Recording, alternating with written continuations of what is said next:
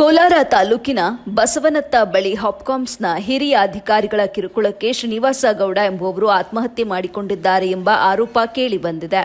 ತಿಂಗಳಲ್ಲಿ 1 ಲಕ್ಷ ಬಿಸ್ನೆಸ್ ಮಾಡಬೇಕು, ಇಲ್ಲಾಂದ್ರೆ ನಿನ್ನ ಸಂಬಳದಲ್ಲಿ ಹಣ ಕಡಿತ ಮಾಡ್ತೇವೆ ಅಂತ ಹೇಳಿ ಪ್ರತಿನಿತ್ಯ ಕಿರುಕುಳವನ್ನ ನೀಡುತ್ತಿದ್ದ ಹಾಪ್ಕಾಮ್ಸ್ನ ಹಿರಿಯ ಅಧಿಕಾರಿಗಳಿಂದ ಮನನೊಂದು ನನ್ನ ಸಹೋದರ ಕಳೆದ ರಾತ್ರಿ ಆತ್ಮಹತ್ಯೆ ಮಾಡಿಕೊಂಡಿದ್ದಾನೆ ಅಂತ ಮೃತ ಶ್ರೀನಿವಾಸ ಗೌಡ ಅವರ ಸಹೋದರ ಆರೋಪ ಮಾಡಿದ್ದಾರೆ. ನಗರದಲ್ಲಿ ಇಂದು ಮಧ್ಯಾಹ್ನ ಮಾಧ್ಯಮದವರೊಟ್ಟಿಗೆ ಮಾತನಾಡಿದ ಅವರು, 52 ವರ್ಷದ ನನ್ನ ಕಿರಿಯ ಸಹೋದರ ನಗರದ ಪಿಸಿ ಬಡಾವಣೆಯಲ್ಲಿರುವ ಕಳೆದ 22 ವರ್ಷಗಳಿಂದ ಹಾಪ್ಕಾಮ್ಸ್ ಮಳಿಗೆಯಲ್ಲಿ ಕೆಲಸ ನಿರ್ವಹಿಸ್ತಾ ಇದ್ದ. ಇತ್ತೀಚೆಗೆ ಅಕ್ಕಪಕ್ಕದ ಹೆಚ್ಚು ಅಂಗಡಿಗಳಾದ ಹಿನ್ನೆಲೆ ವ್ಯಾಪಾರ ಕಡಿಮೆಯಾಗಿತ್ತು. ಹಿರಿಯ ಅಧಿಕಾರಿಗಳು ಹೆಚ್ಚು ವ್ಯಾಪಾರ ಮಾಡು ಅಂತ ಹೇಳಿ ಪ್ರತಿನಿತ್ಯ ಕಿರುಕುಳ ನೀಡಿ ತನ್ನ ಸಂಬಳದಲ್ಲಿ ಹಣ ಕಡಿತಗೊಳಿಸುತ್ತಿದ್ರು ಅಂತ ಮನೆಯಲ್ಲಿ ನಮ್ಮ ಬಳಿ ದೂರು ಹೇಳಿಕೊಂಡಿದ್ದ.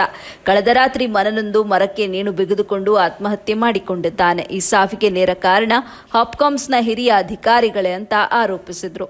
ಈ ಬಗ್ಗೆ ಕೋಲಾರ ಗ್ರಾಮಾಂತರ ಪೊಲೀಸ್ ಠಾಣೆಯಲ್ಲಿ ಪ್ರಕರಣ ಕೂಡ ದಾಖಲು ಮಾಡಲಾಗಿದೆ ಅಂತ ತಿಳಿಸಿದ್ರು. ಇದ್ರೆ ನನ್ನ ಸಂಬಳದಲ್ಲಿ 4,000 ಹಿಡಿದ್ರೆ ನಾನು ಹೆಂಗೆ ಜೀವನ ಮಾಡೋದು ಅಂದ್ಬಿಟ್ಟು 10 ಸುರಿದು ಹೋದವನು ರಾತ್ರಿ ಬಿಸ್ನೆಸ್ ಮುಗಿಸ್ಕೊಂಡು ಬರೋವಾಗ 8:30 ಅಂಗಡಿ ಬೀಗ ಹಾಕಿ ಬಂದವನೇ. ಬರಬೇಕಾದ್ರೆ ಊಟದ ಬ್ಯಾಗೆಲ್ಲ ನಮ್ಮೂರು ಹುಡುಗ ಬರ್ತಾಯಿದ್ರೆ ಇದು ನಿಂತ್ಕೊಂಡು ಮನೇಲಿ ಕೊಡು, ನಾನು ನಮ್ಮ ಅಣ್ಣ ಮನೆ ಹತ್ರ ಹೋಗಿ ಬರ್ತೀನಿ ಅಂತ ಬಂದವನು ನಮ್ಮ ಜಮೀನಿಂದ ಸ್ವಲ್ಪ ದೂರದಲ್ಲಿರೋ ಜಮೀನಲ್ಲಿ ಈ ಥರ ತುಂಬ ಮನಸ್ಸು ನೋವು ಮಾಡ್ಕೊಂಡು ಆತ್ಮಹತ್ಯೆ ಮಾಡಿದ್ರು. ಇದು ಯಾರು ನೇರ ಹೊಣೆ ಅಂತ? ಅವರು ಡಿಪಾರ್ಟ್ಮೆಂಟ್ ಅವರೇ, ಹಾಪ್ಕಾಮ್ಸ್ ಅವರೇ ನೇರ ಹೊಣೆ.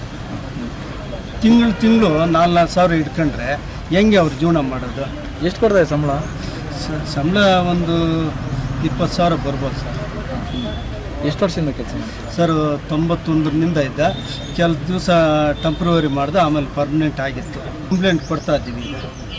ಈಗ ಡಿಪಾರ್ಟ್ಮೆಂಟಲ್ಲಿ ನೋವು ಇದ್ದು ಅವನು ನಮ್ಮ ಹತ್ರ ದಿವಸ ಹೇಳ್ತಾ ಇದ್ದ. ನಾವು ಅಲ್ಕೂ ಧೈರ್ಯ ತುಂಬಿ ಕಳಿಸ್ತಾ ಇದ್ವಿ. ಆದ್ರಿಂದನೇ ತುಂಬ ನೋವಾಗಿ ಬೆಳಿಗ್ಗೆ ಹೊತ್ಕೊಂಡು ಹೋದವನು ಸಾಯಂಕಾಲ ಕೆಲಸ ಮುಗಿಸ್ಕೊಂಡು ಬರಬೇಕಾದ್ರೆ ಈ ಥರ ಇದು ಮಾಡ್ಕೊಂಡು ಅವನು